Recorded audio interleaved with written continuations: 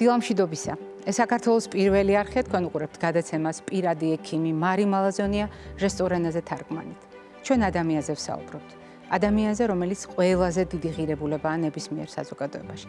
ადამიანზე, რომლის სიცოცხლე ყველაზე ძვირფასია და ადამიანზე, რომელიც არა მხოლოდ დიდხანს სიცოცხლეს ისურვებს, არამედ ცდილობს მაქსიმალურად უზრუნველყოფს თავისი და სხვა ადამიანების ცხოვრების ხარისხი. მაგრამ ამისთვის ძალიან ბევრი რამ არის საჭირო და როდესაც ჩვენ ვსაუბრობთ ცხოვრების ხარისხზე, ჩვენ უნდა გავითვალისწინოთ კანონზომიერება. მარტო მე რომ ვარ კარგად, ეს არ არის საკმარისი. ჩემი ცხოვრების ხარისხი მარტო ჩემი კარგად ყოფნით არ განისაზღვრება. ძალიან მნიშვნელოვანია, რომ საზოგადოების ცხოვრების ხარისხი იყოს მაღალი. და ასეთ შემთხვევაში არის პრობლემები, როდესაც ჩვენ ეს პრობლემები უნდა გვახსოვდეს სადღესასწაულო დღეებშიც. დიახ, სადღესასწაულო დღეებში ადამიანებს რაღაც მიზეზის გამო საკუთარი ტკივილები, სოციალური, ფსიქოემოციური მდგომარეობა არ აძლევს საშუალებას შეიგრძნოს ბოლომდე ამ დღეების სხიბლი. მაგრამ არის მდგომარეობები, რომელიც სწორედ სადღესასწაულო დღეებში ჩვენი ნებით ან უნებურად ყალიბდება. ასეთ შემთხვევაში ჩვენი გადაწყვეტილებები შეიძლება იყოს უამრავი სამედიცინო პრობლემის სათავე, მაგალითად დამწრობის შემთხვევაში. ამის შესახებ მოგვიანებით უკვე სტუმართან ერთად ვისაუბრებთ, თუმცა მანამდე ვფიქრობ საგულისხმო იქნება ის სიახლე, რომელსაც ახლა მოისმენთ.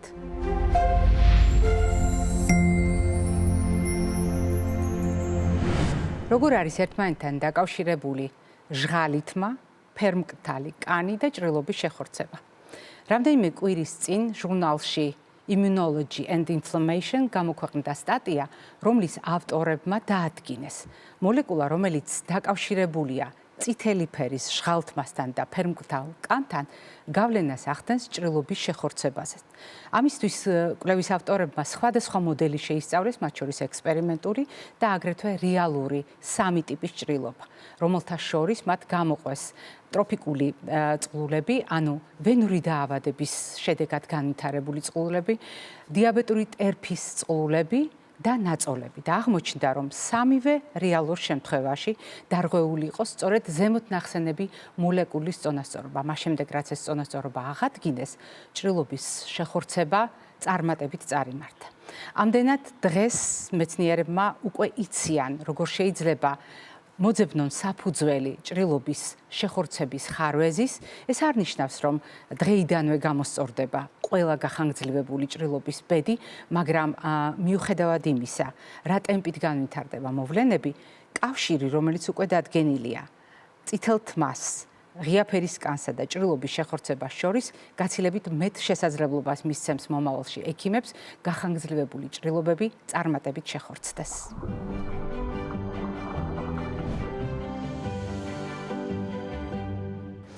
სადღესასწაულო დღეებში ბევრი თავსატეხი აქვთ ადამიანებს და ჩვენ ძალიან ხშირად საუბრობთ ხოლმე, რატომ შეიძლება არ გვეზეიმებოდეს. უამრავი მიზეზია ამისთვის, მაგრამ ზოგჯერ არის, რომ ზეიმის დროს წარმოქმნილი ესა თუ ის პრობლემა დაგვიკარგავს ხოლმე. ზეიმის განცდას მარტივი მიზეზის გამო. ჩვენ გამოვიჩინეთ დაუდევრობა. ჩვენ არასათანადოდ გავიზიარეთ პროფესიონალთა რჩევები. არ გავითვალისწინეთ ყოველდღიურობაში ის, რაც თითქოს შორიდან გვესმის და თითქოს აქამდე ჩვენ არ გვეხებოდა. ეს შეიძლება ეხებოდეთ ისეთ თემას, როგორიც გახლავთ სადღესასწაულო დღეები და მასთან დაკავშირებული მაგალითად დამწრობა. და ამიტომ ჩვენ ვაგრძელებთ საუბრების ციკლს, რომელიც ალბათ ერთ-ერთი ყველაზე ხანდაზმული თემაა ჩვენს გადაცემაში და ჩვენი სტუმარი არის რასაკვირველია დამწრობის ცენტრის ხელმძღვანელი, კომბუსტიოლოგი, ექიმი, პლასტიკოსი ქირურგი ბატონი გუგა ქაშიბაძე. გუგა, დილამშვიდობისა. დილამშვიდობისა. მე აღარც კი მახსოვს, რამდენი წელია ჩვენ ამ თემაზე ვსაუბრობთ. არა, შემიძლია დავთვალო 2008 წლიდან ჩვენ არ ქონია სატელევიზიო სეზონი, როდესაც ერთად არ ვსაუბრობთ ამ თემაზე და ვსაუბრობთ ამაზე ზამთარში, ზაფხულში, ვსაუბრობთ ლეღვის ნახარში, ჭრილში, ზაფხულში, ვსაუბრობთ ზამთარში სხვადასხვა ხელსაწყოსთან მიმართებაში, მაგრამ რატომღაც ეს საკითხი არ კარგავს აქტუალობას და ჩვენ ყოველწლიურად მიუხედავად გაფრთხილებისა ვუბრუნდებით ამ თემას და სადღესასწაულოდ გვჭირდება იმის შეხსენება უფრო სწორედ საზოგადოებისთვის, რომ მართალია ეს მოწყობილობები ერთი შეხედვით სადღესასწაულო განწყობას ამძაფრებს, მაგრამ ამავე დროს ძალიან მაღალ რისკს ქმნის ჯანმრთელობისათვის. და რატომ არის ასეთი ეს ტენდენცია, თუ გაქვთ თქვენი აზრი და რა უნდა იცოდეს საზოგადოებამ, მოდით მერე საფეხურებრივად გავყვეთ საუბარს. საერთოდ წინა სადღესასწაულო განწყობა, გინდა არ გინდა, თან ახლავს ყურადღების მოდუნობას და ტრავმიანობის მატებას, ეს მსოფლიო სტატისტიკა. ყველა ტიპის ტრავმას გულისხმობთ ხომ ასეა? ესეა. თუმცა ქართველებისთვის მაინც ხმაური სროლა არის განსაკუთრებულად დაკავშირებული ალბათ დღესასწაულთან. ალბათ ისტორიიდან ვიცით, რომ ვაჟი რო გაჩნდებოდა ხოლმე თოფს ისროდნენ, კალანდობაზეც თოფს ისროდნენ, რატომღაც გოგოზე არ ისროდნენ ხოლმე თოფს. ეს უთანასწორობა სხვათა შორის მიუხედავად შოთა რუსთაველის შეგონებისა, მაინც არის ჩვენს კულტურაში ასე მყარად. რაღაცა აფეთქება, გინდა არ გინდა რაღაც ზეიმთან არის დაკავშირებული. თუმცა არ უნდა დაგვავიწყდეს, რომ სულ უბრალო მაშხალა იქნება თუ ასაფეთქებელი, რაც არ უნდა მცირე რაოდენობით მუხტ შეიცავდეს, მისი არასწორი გამოყენება საკმაოდ სერიოზულ კვალს ტოვებს ჩვენი ბავშვების ჯანმრთელობაზე. ერთამაზე უნდა შევდახმდეთ, რომ ფეერვერკი, მაშხალა, ასაფეთქებელი ეს არ არის სათამაშო, ეს არ არის გასართობი, აი ამას კარგად უნდა, რაც არ უნდა ლამაზად იყოს შეფუთული. ეს არ უნდა იყოს ბავშვთვის თავისუფლად ხელმისაწვდომი, იმიტომ რომ კიდევ ერთხელ ვიმეორებ, არასწორი გამოყენების შემთხვევაში თითების ამპუტაცია და მტევნის ფუნქციის დარღვევას კი ძალიან ახლოს არის. ძალიან მნიშვნელოვანია, მოდით აი ამ ნაწილიდან გავაგრძელოთ. თქვენ ბრძანეთ თვალის მომჭრელად, მოდით მე ამას გავუსვამ ხაზს, თვალის მომჭრელად შეფუთული, რომელიც შეიძლება აღმოჩნდეს საცდური პატარებისათვის. თან უნდა ვაღიაროთ, რომ ნებისმიერ დღესასწაული ბავშვებს განსაკუთრებით უყვართ ეს ბათქაბუთქი, რომელიც ამ დღესასწაულს ახლავს და თვითონ თუ მონაწილეობენ ამაში, მით უმეტეს სასიხარულოა. ყველაზე ხშირად რა ტიპის ტრავმებია და რა ტიპის პრობლემებია და დამწრობაც როგორია ასეთ დროს ყველაზე ხშირად, როდესაც ამ აფეთქებელ თუ ასაფეთქებელ საშუალებებს იყენებენ. მარტო დამწრობას არ ხვდები, დამწრობასთან ერთად ძალიან ხშირია კომბინაციაში სხვადასხვა ტრავმული დაზიანებები, წნევით გაგლეჯილი ქსოვილები, თითების ამპუტაცია, თვალის დაზიანება და ასე შემდეგ. ძირითადად უფრო მაღალი პროცენტი დაახლოებით 17.5% მოდის მარჯვენა მტევნის დაზიანებაზე. შემდეგ პროცენტულად მოდის სახე და თვალების დაზიანება, შემდეგ გულმკერდის დაზიანება, მარცხენა ზემო კიდური და ქვემო კიდური. თვითონ ამ ტრავმის მიღების მექანიზმი შეიძლება რამოდენიმენაირი იყოს. ერთი არის ის, რომ ვთქვათ, დახურულ მუჩში ხდება ყველაფერს ამის აფეთქება, წნევისგან ხდება, მით უმეტეს ბავშვთან თუ გვაქვს საქმე, აი თითების საკმაოდ სერიოზული დაზიანება, ასევე ძალიან ხშირია, როცა თქვათ თვითონ გაუმართავია ფეერვერკი და მის მაგერად რო თქვათ რაღაცა რიგის ჰაერში გავიდეს, ხდება გაჭედვა მილში, მეორე მესამე საჯახება, მესამე მეოთხეს და ხდება ამ ყველაფერს ხელში აფეთქება. ხშირად ეშლებათ ხოლმე მიმართულება და მის მაგერად გარეთ გაუშვან და საბედისწერო შეცდომას უშვებენ. ოჯახის წევრებსაც კი უგდებენ ხოლმე. თუ თქვათ მაშხალა, რომელიც 300-350 მეტრის სიმაღლეზე ადის, ის რო თქვათ მიჯრით ხა ჩვენი ოჯახის წევრს მოხვდეს, არც უნდა გაგვიკვირდეს სერიოზულ დაზიანებას ღებულობს. მაგალითად ჩვენი ოჯახის ტრადიციაა ფანჯრიდანაც კი არ უყურებთ ხოლმე ფეერვერკებს, იმიტომ რომ ეს არ არის უსაფრთხო. გონია შემთხვევები, რომ მეზობელს მეზობლისთვის შემთხვევით შეუგდია და ხანძარი გაჩენილი და საკმაოდ სერიოზული დაზიანებაც მიუღია. დაგეკეთება ხოლმე ასევე თქვათ წინა საახალწლო და ახალწლის შემდგომ პერიოდში ბავშვების ქუჩაში თამაში და ერთმანეთში ჯიბეში ჩაგდება. იყო შემთხვევები, რომ სამარშრუტო ტაქსი თქვათ პანჯარაში ბრძოლს ჩაუგდეს ეს. სადარბაზოში რომ იყოს შემთხვევა ასეთი ეს არ არის გასართობი, აი ეს ძალიან კარგად უნდა გავიგოთ. მესმის რომ არასრულნებზე ამ წუთას კანონმდებლობით არის აკრძალული გაყიდვა. თუმცა ყველა დამრწმუნება რომ ბავშვთვის ეს სამწუხაროდ არის ხელმისაწვდომი, რომ ყველა კუთხის ნაბიჯზე ხდება ამის გაყიდვა. ეს არ არის თან ერთჯერადი თქვათ, ან 29-ში და 31-ში და მურჩა. გრძელდება სანამ არ მოიყიდება ეს მაშხალები თვით ჩინურ ახალწლამდეც კი. ჩვენთან სადღესასწაულო განწყობა, აი ბარბარობის თარიღიდან რომ იწყება ნათლისღების ჩათვლით ნამდვილად ეს ასეა და რასაც თქვენ ბრძანებდით რომ ლამის ჩინურ ახალწლამდე ეს კიდევ ერთი მნიშვნელოვანი საკითხია, იმიტომ რომ ბავშვების ცდუნება ძალიან ბევრი ფაქტორით არის განპირობებული. წეგან ვამბობდით, თუნდაც შეფუთვა და თუნდაც ის ხმაურიანი ეფექტი, რომელიც ახლავს თავშექცევა, რომელიც შეიძლება უწყინრად წარმოუდგენიათ ბავშვებს და რაზედაც თქვენ გაამახვილეთ ყურადღება. მაგრამ აქ არის ერთი მნიშვნელოვანი საკითხი, როდესაც ასეთი თავშექცევით ხალისობენ უფროსებიც და უარს არ ამბობენ მსგავს ასე ვთქვათ აქტივობაზე და მათთვისაც საკმაოდ სერიოზული ტრავმები თავდება ხოლმე, ხომ ასეა? ბევრი არის ნასვამ მდგომარეობაში, ბევრი ნაბახუცევია, ყურადღება ისედაც მუდუნებულია, საყოველთაო წინა საახალწლო ეიფორია, ამიტომ ადამიანი ისეთ ნაბიჯებს დგავს, რომელზეც ვთქვათ არ უყურებს, წინდახედულად არ იქცევა, უსაფრთხოების ელემენტარულ წესებს არ იცავს. მესმის რომ ძალიან რთულია ესეთ ახალ წელს ინსტრუქცია რომელიც ძალიან წვრილი ასოებით ამოიღოს და ზუსტად შეასრულოს ის მე-9 წამზე როგორ მოიქცეს მე-10 წამზე აი და ამას ძალიან დიდი მნიშვნელობა აქვს. გადამწყვეტით, ახლა მე კითხვას დაგისვამთ წმინდა პრაქტიკული თვალსაზრისით. მე უნდა გავამხილო რომ ჩვენ ბავშვობის მეგობრები ვართ და არც გვახსოვს ჩვენი ცხოვრების ეტაპი, როდესაც ჩვენ ერთმანეთს არ ვიცნობდით, მაგრამ მიუხედავად ამისა, დამწრობასთან დაკავშირებული საუბრები ჩვენი არის წმინდა პროფესიული და ძალიან ბევრ პრაქტიკულ მხარეს გულისხმობს. პირველ რიგში, როდესაც მოხდა ასეთი რამ, ის რაც თქვენ ბრძანეთ წეგან, რომ იშვიათად არის რაღაცა ერთი პრობლემა ასეთი აფეთქების შედეგად. ძალიან ხშირად თქვენ ბრძანეთ, რომ რამდენიმე ტიპის დაზიანება არის კომბინირებული. მაშინ როგორ უნდა მოიქცნენ? გასაგებია რომ ადამიანს რამდენიმე ტიპის სპეციალისტის დახმარება ჭირდება, მაგრამ როგორი უნდა იყოს გადაწყვეტილება? მით უფრო რომ ბევრი შეიძლება არ არის ფხიზელი, შეიძლება ამ ბავშვის მშობლები არ არიან, თქვათ იმ წუთას მზად სწრაფად მიიღონ გადაწყვეტილება. რა იქნება სწორი ასეთი თქვათ ფაქტის შემდეგ, რა უნდა გაკეთდეს იმისთვის, რომ არ დაგვიანდეს და ყველა დახმარება მიიღოს ადამიანმა დროულად. თუ არის სისხლდენასთან თუ გვაქვს საქმე დამწვრილი ნახვევით სისხლდენის გაჩერება.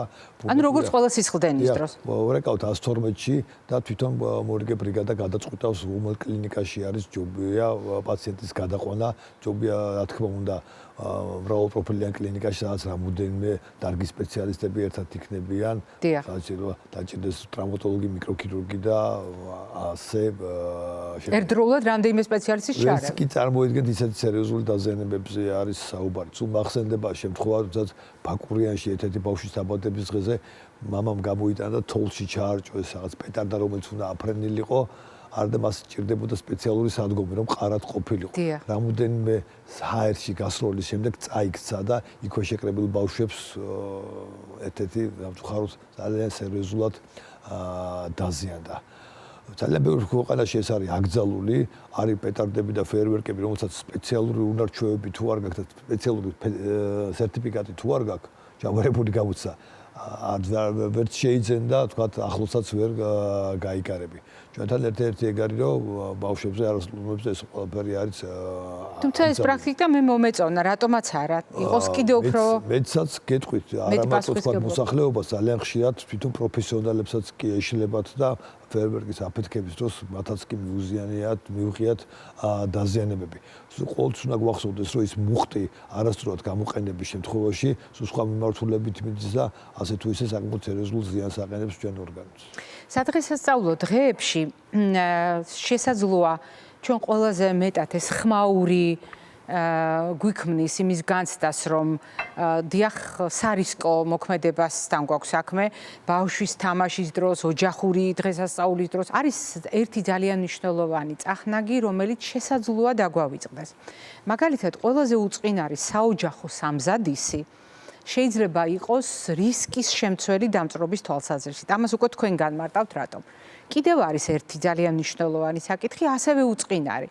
როგორც წესი ჩვენ ვლაპარაკობთ საახალწლო ფაზაზე, სადღესასწაულო ფაზაზე, როდესაც გარემოს ტემპერატურა უკვე დაქვეითებულია. არ არის აუცილებელი გარეთ იყოს თოვლი და თქვათ შესაბამისი უარყოფითი ტემპერატურა და ისეთი განწყობა, რომ თქვათ საახალწლო თოვლი და მხოლოდ მაშინ არის ყინვასთან ასოცირებული. დაბალი ტემპერატურა უბიძგებს ადამიანებს, რომ გამათბობელი ჩართოს მანქანაში, სახლში, სამუშაო სივრცეში. ანუ გამოდის რომ თითქოს ეს ყველაფერი არ არის ამაფეთქებელი, არ არის ასაფეთქებელ მოწყობილობებთან დაკავშირებული, არ არის გადაწყვეტილებებთან, რომელიც ხელოვნურად უკავშირდება წავედი, შევიძინე, ზიანის მომტანი, რისკის მომტანი, რაღაც მოვიტანე ოჯახში. აქ არის ლაპარაკი ჩვეულებრივ ოჯახურ ატმოსფეროზე, სადაც თურმე არის დაშიფრული ასეთი რისკები. მოდით დავიწყოთ საოჯახო სამზადისით. ოჯახში სადღესასწაულო სამზადისია, მაგალითად, კერძების სამზადისი, რაღაცა ნაწილი უკავშირდება ოჯახის, თქვათ, შიდა სამუშაოებს, გენერალურ დაცუფთავებას იწყებენ ხოლმე ქალბატონები ამ ფაზაში და ასე შემდეგ. რატომ შეიძლება შეიქმნას რისკი, მაგალითად, პატარასთვის, რომელიც სამზარეულოში დედიკოს სიახლოვეს თამაშობს? ესე იგი, ძალიან კარგად აღნიშნეთ ეს სამზარეულო. თითოეულ ჩვენთაგანის სახლში ყველაზე სახიფათო ადგილი ეს არის სამზარეულო. ტრავმის მიღების ყველაზე საყვარელის გუგა. მაგრამ ყველაზე სახიფათოს ეს დარწმუნებული ვარ ბერმა არ იცის, იმიტომ რომ აქ გვაქვს ჩვენ გაზი, აქ გვაქვს ჩვენ ცხელი საგნები, მჭრელი საგნები, სხვა სიმძიმეები, ცხელი სითხეები, საჭმლის და და ქვაბები მდუღარე წვნიანით ან წყლით. ძირითადად ტრავმას ღებულობს სამზარეულოში ადამიანი. რაც შეეხება პატარა ბავშვებს, მეც ესე ვარ, ახლა ბუნებრივია, ორი ბავშვის მამა ვარ. რასაც ჩვენი ბავშვი გუშინ და დღეს არ აკეთებდა, იმას ხვალ აუცილებლად გააკეთებს. თუ თქვათ გუშინ მარტო ქვედა უჯრათი იყო დაინტერესებული, აუცილებლად ის იზრდება. სამყაროს სწავლობს. ანუ ზედა უჯრას სადაც გამოუაღებს და კიდევ უფრო ზევითაც ავა. ამიტომ ბუნებრივია აი ესეთი განსაკუთრებულად ცხელი საგნები, ცხელი სითხეები, რაღაცნაირად უნდა იყოს ეს ყველაფერი მოცილებული. ელექტრომაგნიტურას აი ეს ჩამოქაჩვა და მის გადასხმა ჭოჭინით ბავშვისთვის დაახლოებით ნიშნავს იმას, რომ აუცილებლად რეანიმაციაში მოხდება დამწრობის ცენტრის. ამიტომ კიდე ერთხელ მინდა და თქო უნდა იქნება, რომ რაც შეიძლება კრიტიკულად შეაფასონ ის გარემო, რაც სამზარეულოში გვაქვს. საერთოდ განსაკუთრებით თავიანთვისაც და თავკუთარი ბავშვებისთვისაც, იმიტომ რომ წარმოუდგენელად სწრაფად ხდება ამ დაზიანების მიღება. დარწმუნებული ვარ, რომ უმრავლესობა კი არა, ყველა მშობელს არავის არ უნდა რომ დაზიანება მიიღოს ბავშვმა, მაგრამ აი ისეთ სიტუაციაში ჩავარდლან, რომ აი ეს ყველაფერი ძალიან საწყენია. საწყენია, იმიტომ რომ შეიძლებოდა ამ ტრავმის თავიდან აცილება თავისუფლად.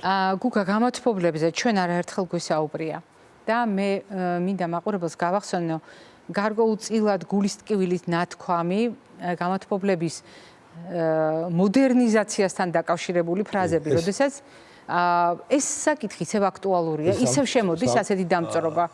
სამწუხაროდ ისევ აქტუალურია, ეგრეთ წოდებული კარმა, რამოდენიმე ტიპის გამოთქმობილია, მაგრამ მოსახლეობამ ყველაზე კარგად რო გაიგოს ეგრეთ წოდებული კარმა, რომელსაც გარედან აქვს დამცავი მეტალის კარკასი და რატომაც ხსნიან ხოლმე. არ ვიცი საიდან წამოვიდა, იმიტომ რომ იმას თუ მოხსნი რჩება მარტო ღუმელი, რომელიც ძალიან მაღალ ტემპერატურაზე ხურდება. პრინციპში ღია ღუმელი. სპეციალური მეტალისგან და დამზადებული, რომ ამ მაღალ ტემპერატურას გაუძლოს. და ხა პატარა ბავშვი 2-3 წლის ბავშვი რო დარბის ოთახში და აი ამ გავარვარებულ ღუმელს უტოვებ, ხო? ფაქტიურად გაწირული ყავს. იმიტომ რომ აი წარმოუდგენელი ხი პატარა ფეხის დაცდენა, ხელის მიდება, სახის მიღება, აი ეს წარმოუდგენელ სერიოზულ დაზიანებას შეიძლება ღებულობდე. ეს დამსავს რომ მოხსნე, ეს იმას არ ნიშნავს, რომ სახში უფრო სითბო იქნება. და უფრო კომფორტი იქნება და უფრო მეტი სიმკვიდრეობა იქნება. ეს იმას ნიშნავს, რომ აუცილებლად ოჯახის წევრებთან ერთად იქნება საშინელი ხიფათი სახში. არის ერთი საკითხი, რომელიც ჩვენმა უცხოელმა კოლეგებმა საკმაოდ აქტუალურ თემად ჩათვალეს. მე ინფორმაციიდან გამომდინარე ვფიქრობ, რომ ეს ყველა ოჯახს არ ეხება საქართველოში, მაგრამ არის ოჯახები, ვისაც ეს ეხება, მაგალითად, ვინც სადღესასწაულო განწყობის გასამძაფრებლად ეზოში ცეცხლს ანთებს და ამ ცეცხლის გარშემო იკრიბება ოჯახი და შეიძლება ოჯახის სტუმრებით შეიკრიბა. ან მაგალითად ბუხარი ოჯახის პირობებში. რა თქმა უნდა, ბუხარი ყველას არ აქვს და ჩვენ არ ვლაპარაკობთ სიმსუყეზე ცხოვრებისა, ჩვენ ვლაპარაკობთ რეალობაზე, ჩვეულებრივ დანთებულ ცეცხლთან, რა შეიძლება მოხდეს. იქ არ არის აუცილებლად მითითებული ჩვენი კოლეგების მიერ, როდესაც ბავშვმა ხელი ჩაყო ღია ცეცხლში. აქ ლაპარაკია ახლოს ჯდომა, სამოსი, თმა და ასე შემდეგ. რამდენად რეალურია, რომ აი უბრალოდ სამოსით ან თმის ფრაგმენტით სერიოზული დამწრობა განვითარდეს მოგვიანებით. სამწუხაროდ ყოფილა შემთხვევები აი ეგეწოდებული წვიმას რო ეძახიან ხოლმე შედარებით ადვილად ალდება მახსოვს გოგონა რომელსაც კიცერზე რამოდენიმეჯერ ჰქონდა შემოხვეული და აალდა და ისრის საკმაოდ სადღესასწაულო წვიმებს გულისხმობთ ხომ ასია? ჭყვიალა წვიმთან ერთად რო თვითონ მესმის როცა ბუხარი გაქვს იქვე სათამაშოებიც იქვეა ნაძვის ხეც იქვეა სახში ყველაზე უფრო ესეთი სადღესასწაულო კუთხე არის და ბავშვებისთვის შეიძლება საყვარელი ადგილი აღმოჩნდეს. მიზიდველია არა მარტო ბავშვებისთვის დასრულებისთვის მაგრამ ყოველ შემთხვევაში გარკვეული დისტანცირება და კიდევ ერთხელ ვამბობ რომ ადვილად აალებადი ტანსაცმელი და ის ცეცხლთან ახლოს არ უნდა იყოს, იმიტომ რომ წამის მიასაძებში ხდება საკმაოდ სერიოზული დაზიანება. ყოფილა შემთხვევები ასევე რომ თქვათ ეს ელექტროობით განათებული ნაძვის ხეს მოკიდებია ცეცხლი ამის ჩაქრობის დროს ელექტროკონდაქტური დაზიანება მიუღია ოჯახის უფროსს და ამიტომ იქ სადაც ძალიან ბევრი ელექტროსადენია, ადვილად აალებადი ქსოვილებია, ცეცხლია, ხო? არ უნდა გაგვიკვირდეს რომ დამწრობა ძალიან ხშირი იქნება. და ვიდრე დავემშვიდობებით მაყურებელს, ჩვენ გვაქვს ასეთი ტრადიცია ახალ წელს ყოველთვის ვესაუბრებით ხოლმე მაყურებელს, წმინდა პრაქტიკული გამოცდილების ჭრილში და როგორი უნდა იყოს პირველი დახმარება დამწრობის დროს. რამდენიმე რეკომენდაცია გავახსენოთ, რა გავაკეთოთ და რა არ გავაკეთოთ ბინის პირობებში. ხო, დავიწყებ იქიდან რა უნდა გავაკეთოთ, ეს არის ცივი წყალი და ცივი წყალი. არ არის აუცილებელი რომ ეს იყოს აუცილებლად მაცივი წყალი, გამდინარე ცივი წყალს უფრო მეტი ეფექტი აქვს, ვიდრე თქვათ მაცივი წყალს ან ვთქვათ ყინულს. დაახლოებით 3-5-7 წუთის განმავლობაში გამდინარე ცივი წყალი, რათა მოხდეს ტემპერატურის დაქვეითება და შემდეგ შეიძლება საკმაოდ სტერილული ნახვევი და ვიზიტი ექიმთან. ასევე არ უნდა დაგვოვიწყდეს, რომ ის თვისებები, რაც თქვათ, უამრავ ინგრედიენტს აქვს, ჯობია არ გამოვიყენოთ. ეს არის საჭმელი სოთა, ზეთის წასმა, კბილის პასტა, კარტოფილი, ჩარდი. ვერ შეხვდებით ინგრედიენტს, რომელსაც თქვათ არ ხმარობენ. ამათ შეიძლება რაღაცა ეფექტი ქონდეს ფიზიკიდან გამომდინარე, მაგალითად, მაწვანე დიდი რაოდენობით წყალ შეიცავს და წყალი როგორც ქლდება, სიგრილის ეფექტი არის, მაგრამ მას სამკურნალო თვისებები, რა თქმა უნდა, არანაირად არ გააჩნია. ასე რომ, პირველი დახმარების სახმით ამ დამწვარი ქსოვილებიდან ტანსაცმლის წამივერათ მოცილება და გამდინარე ცივი წყალი. გუგა, სპირტი არ არის ზოგჯერ სასმელსაც კი ასხამენ ხოლმე, რამდენად სწორია დამწრობაზე მისი გამოყენება? ეს ერთ-ერთი რომ ძალიან მტკივნეულია, კიდევ ერთხელ ვიმეორებ რომ არ მიყვეს ხოლმე რომ ეხმარობენ, იმიტომ რომ თქვათ სპირტის და ალკოჰოლის აორთქლებას თან ახლავს სითბოს წართმევა და სიგრილის ეფექტი არის, რაც უბრალოდ ადვილად სწრაფად აკროლადია სითხე, მით უფრო სწრაფად გრილდება და თქვათ წყლის აორთქლებას და სპირტიან სასმელის აორთქლებას ეს სხვაობა არის. რა თქმა უნდა, ეს არანაირად არ არის რეკომენდირებული. წყალი და წყალი, ეს იყო თქვენი რეკომენდაცია და მეც ამ სიტყვებით დავასრულებ ჩვენი გადაცემის ამ ბლოგს. დიდი მადლობა გუგა. დამდეგს გილოცავთ და საუკეთესო სურვილებით გავაგრძელებთ ჩვენ რასაკვირველია მეგობრობას და თანამშრომლობას. მაყურებელს შევახსენებთ დღევანდელი ჩვენი გადაცემის სტუმარი გახლდათ ექიმი-კომბუსტიოლოგი, პლასტიკოსი ქირურგი, დამწრობის ცენტრის ხელმძღვანელი ბატონი გუგა ქაშიბაძე. მე არ გემშვიდობებით, წინკვებით შუქნიშანი გვალოდება.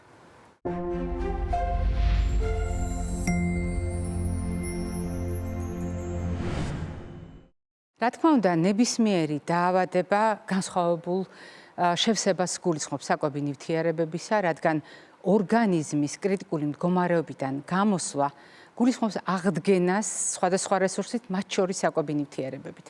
მაგრამ მიუხედავად ყველაფრისა, მიუხედავად ამოცანებისა, მიუხედავად დიაგნოზისა, მიუხედავად თემისა, მიუხედავად ცხოვრების წესისა, რომელზედაც ჩვენ საუბრობთ, ჩვენს ეკრანზე ყოველთვის ჩნდება თებში. რატომ სხვა სათქმელი არაფერი გვაქვს? რა თქმა უნდა, ბევრი სათქმელი გვაქვს, მაგრამ ყველა რეკომენდაციის დატევა მეტნაკლებად შესაძლებელია იმ პრინციპის ფრაგლებში, რომელიც არის საფუძველი ჩვენი თებშისა. დიახ, როდესაც ჩვენ ვამბობთ 5 ფერის, 5 ჯგუფის პროდუქტი, ჩვენ გულისხმობთ ჩვენს არჩევანს მრავალფეროვანი კვების სასარგებლოდ. როდესაც ჩვენ საუბრობთ ბოსტნეულისა და ხილის მაღალ წილზე ყოველდღიურ რაციონში, ჩვენ გულისხმობთ კონკრეტული საკვები ნივთიერებების უპირატეს გამოყენებაზე. როდესაც ჩვენ საუბრობთ აუცილებლად ცილოვანი კომპონენტის შეხამებაზე მარცვლეულ ბურღულეულთან ჩვენ გულისხმობთ სამშენებლო მასალის სხვა მისი შეთვისებისათვის აუცილებელი კომპონენტების თანხლებით მირთმევაზე. და აი ასეთ შემთხვევაში, როდესაც საუბრობთ მაგალითად დამწრობის ფონზე, როგორი შეიძლება იყოს კვება, პირველ რიგში რა უნდა გავიხსენოთ? ჩვენ უნდა გავიხსენოთ ორგანიზმის მდგომარეობა.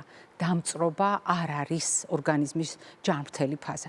ჯანმრთელობა, რაც საკვირველია, გულისხმობს ყველა სისტემის წონასწორობას, მაგრამ თუ მაგალითად ჩვენი სხეულის ყველაზე დიდი ორგანო, კანი არის წონასწორობიდან გამოსული, ეს ნიშნავს, რომ მთლიანად ორგანიზმი და მისი ანარეკლი კანზე, მთლიანად ჩვენი ორგანიზმის სარკე კანის სახით არის დაზარალებული.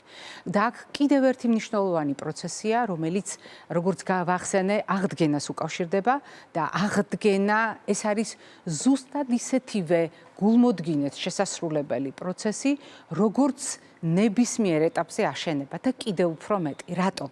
როდესაც ჩვენ რაღაცას ვაშენებთ პრაქტიკულად საფუძველ ჩაყრით და ნაბიჯ-ნაბიჯ საფეხურებრივად. მაგრამ როდესაც უნდა აღვადგინოთ, ეს ნიშნავს ჩვენ უნდა გავითვალისწინოთ არსებული რღვევის შედეგად განვითარებული შედეგები, რომლის დაძლევაც მნიშვნელოვანია ორგანიზმში და შემდეგ დავეხმაროთ ორგანიზმს დაუბრუნდეს თავისი ქსოვილებით პირვანდელ მდგომარეობას. ერთი წუთით წარმოიდგინეთ, რას ნიშნავს ეს დამწრობის დროს. ეს ნიშნავს დამწრობის შედეგების განეიტრალებას და შემდეგ აღდგენას, ანუ აშენებას იმ ქსოვილებისა, რომელიც დაზარალდა, რომელიც ბევრად უფრო რთულია ხელმეორედ, განმეორებით ავაშენოთ, ვიდრე ავაშენებდით ამას პირველად. და ბევრი ნივთიერებაა გასათვალისწინებელი, ძალიან ფრთხილად უნდა ვიაროთ კვებით შუქნიშანზე და ასეთ შემთხვევაში ჩემს უკან ყველა პროდუქტი არის ძალიან მნიშვნელოვანი. რატომ? იმიტომ რომ ხილი და ბოსტნეული, რომელიც არის უნიკალური წყარო სხვადასხვა ნივთიერებისა, წყლის შემავსებელიც არის და ასეთ შემთხვევაში დამწრობის შემდეგ წყლის ადეკვატური შევსება ორგანიზმისთვის სასიცოცხლოდ მნიშვნელოვანია. დიახ, წყლის ბალანსის აღდგენა დამწრობის შემდეგ ორგანიზმში სეზონის მიუხედავად ეს არის არსებითი. ამიტომ პირველი რითიც დავიწყეთ დღევანდელი ჩვენი კვებით შუქნიშანი არის წყალი და ის არ უნდა დაგვაუწყდეს. მაგრამ როდესაც ჩვენ საუბრობთ აღდგენაზე, ჩვენ აქ გვაქვს მთავარი სამშენებლო მასალა ცილის სახით და ჩვენ გვაქვს დამხმარე კომპონენტები, რომელიც გვეხმარება ამ ცილას მივუჩინოთ ადგილი იმ სტრუქტურაში, რომელიც ჩვენ გვინდა მივიღოთ აღდგენის პროცესის შემდეგ. და ასეთ შემთხვევაში ჩვენ ვიხსენებთ ომეგა-3-ს მარტო ცილა არ არის მაგალითად თევზისა და ნიგვზის შემადგენლობაში. აქ არის რა თქმა უნდა უნიკალური ცხოველური და მცენარეული ცილა, აქ არის ომეგა-3, რომელიც კანის აღდგენაში გვეხმარება, აქ არის გასათვალისწინებელი აგრეთვე D ვიტამინის და თუთიის შემცველობა ამ კომპონენტებში და ეს თემა გრძელდება აუცილებელი ცხიმების სახით. რომელია ეს ცხიმები? ცხიმები, რომელიც რასაკვირველია, გაუჯერებელია და დიდი რაოდენობით შეიცავს E-ვიტამინს. E-ვიტამინთან ერთად ეს ცხიმები შეიცავს სელენსაც. ამ ორი ანტიდამჟანგავის, ანტიოქსიდანტის კომბინაცია კანის აღდგენისთვის საუკეთესო წინაპირობა. ისევე როგორც თუთიის და მაგნიუმის მაღალი შემცველობა სხვადასხვა სახის თესლში. დიახ, სხვადასხვა სახის თესლი მდიდარია თუთიითაც და მდიდარია E-ვიტამინითა, გარკვეული რაოდენობით მასში არის ასევე სელენიც. მარცვლეულ ბურღულეული, რაში გვჭირდება მარცვლეულ ბურღულეული? იმიტომ რომ B-ჯგუფის ვიტამინები შევივსოთ, იმიტომ რომ მაგნიუმი შევივსოთ. აქვს ამას არსებითი მნიშვნელობა კანის აღდგენისთვის. აღმოჩნდა რომ კომბინაციაში სხვა ნივთიერებებთან ერთად შეიძლება გადამწყვეტი მნიშვნელობა ჰქონდეს. და თუ გავაგრძელებთ ამ ჩამონათვალს, რასაკვირველია, ბოსტნეული და ხილი ჩნდება ჩვენს სლაიდებზე, იმიტომ რომ მასში არსებული სხვადასხვა ბიოლოგიურად აქტიური ნივთიერება ეხმარება საჭირო ნივთიერებებს ერთმანეთს შეუკავშირდნენ და სათანადო ადგილი დაიკავონ ორგანიზმში. C-ვიტამინის სიუხვე, რომელიც ამ პროდუქტებს გამოარჩევს, რა თქმა უნდა, არის კანის აღდგენისთვის წინაპირობა და გაგახსენებთ, რომ კოლაგენის წარმოქმნა წარმოუდგენელია C-ვიტამინის გარეშე, ისევე როგორც მაგალითად დაკარგული სისხლის აღდგენა და რკინის დაქვეითებული სტატუსის აღდგენა C-ვიტამინის გარეშე შეუძლებელია. როდესაც ციტრუსებზე ვლაპარაკობთ, აქაც C-ვიტამინის როლია მნიშვნელოვანი. რატომ არის ცალკე სლაიდზე მაწონი? როდესაც ჩვენ ცილებზე უკვე ვისაუბრეთ. დიახ, ის არის ცილის უნიკალური წყარო, იმიტომ რომ ყველა ამინომჟავას ადვილად შეთვისებაც ხსნის. იგი არის ფერმენტირებული პროდუქტი, მდიდარი D3 ვიტამინით, A ვიტამინით. რა თქმა უნდა, მასში არის ყველა აუცილებელი ნივთიერება, რომელიც ორგანიზმს ენერგეტიკულად უზრუნველყოფს, მაგრამ მას აქვს განსაკუთრებული ჯადოსნური თვისება.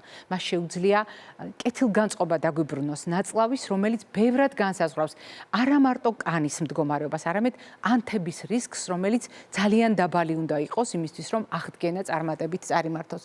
და ეს გახლავთ ბულიონი. ბულიონთან დაკავშირებით ჩვენ სხვადასხვა გადაცემაში სხვადასხვა თემაზე შეიძლება წინააღმდეგობრივად ვისაუბროთ. შეიძლება განსხვავებული იყოს ჩვენი სათქმელი, მაგრამ როდესაც ვსაუბრობთ დამწრობაზე, როდესაც არსებობს იმის ალბათობა, რომ არა მარტო კანი, არამედ ლორწოვანიც იყოს დაზიანებული. როდესაც ჩვენ გვჭირდება ერთგვაროვანი მასა, ადვილად შესათვისებელი, ადვილად მისაღები და ამავე დროს უნივერსალურად შემავსებელი ადამიანის ორგანიზმისა საჭირო ცილებით და მასთან ერთად საჭირო ნივთიერებებით, რომელიც შეიძლება ძალიან სწრაფად მცირე ულუფით მივაწოდოთ ადამიანს, მაშინ ბულიონი შეიძლება აღმოჩნდეს ძალიან კარგი არჩევანი. არა ყველასათვის, არა ყველა შემთხვევაში, მაგრამ კიდევ ერთხელ გავიმეორებ, მაშინ როდესაც ჩვენ გვაქვს ამოცანა, გადასაჭრელი და საპირწონედ არის ადამიანის ჯანმრთელობა, სწრაფი გამოჯანმრთელება, სწრაფი აღდგენა და მეორე მხრივ რისკები, რომელიც შეიძლება იყოს ბულიონში. მაგალითად რა რისკები? ცხიმის მაღალი შემცველობა, მაგალითად შეიძლება იყოს მასში ქოლესტეროლის მაღალი შემცველობა. რატომ? იმიტომ რომ ხორცის მოხარშვისას 1/3 ქოლესტეროლის რჩება მაგალითად ხორცში და ძირითადი მასა გადადის ნახარში. ექსტრაქტული ნივთიერებები, რომელიც არ გვინდა რომ დარჩეს ჩვენს პროდუქტებში, მაგრამ ექსტრაქტული ნივთიერებების დიდი ნაწილიც აღმოჩნდება ბულიონში. ეს აკნინებს მის ღირსებებს.